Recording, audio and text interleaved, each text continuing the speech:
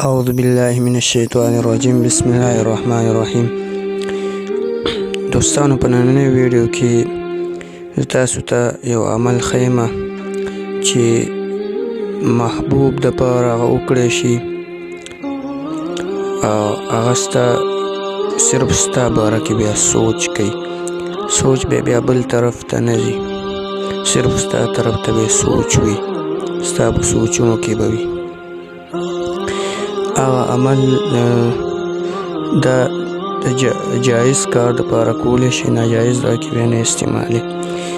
هغه د قرآن آیت دی: والقیت علیک محبة مني ولتصنع علی عیني. دا آیات دی ولیکي او ځان ته مخې ته کیږي او د طالب او د مطلوب دواړه نومونه سره د مور د نومونو سره دواړه دې ولیکئ. او بیا چې کله میاشت خیږي د هغې په اولنو تاریخونو کې د زیارت یا د پیر په ورځ به دا کاغذ ځان ته مخې ته کیږي او 313 ځل یعنې 314 ځله به دغه آیات چې کومې په دې پاڼه لیکلی وي دغه به ووایي او په زړه کې به پوخ یقین ساتي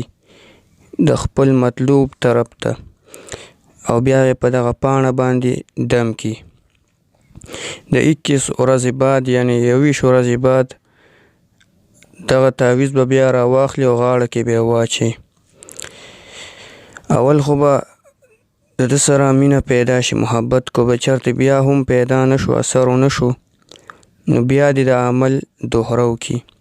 دا عمل به تر د 21 ورځو پورې 21 ورځو پورې هره شپه کوي. بیا که 21 ورځې بعد دا تعویض غاړه کې واچو بیا هم ونه شو اثر، نو بیا به دا ویل زیات کی، لکه اول 314 ځل ویلو، بیا به د 314 ځل ویلو په ځای 900 ځل د آیات وی او دم به کی. دغه رنګ اب هم د میاشتې چې کله میاشت خیږي نو د پیر یا د زیارت په ورځ به وي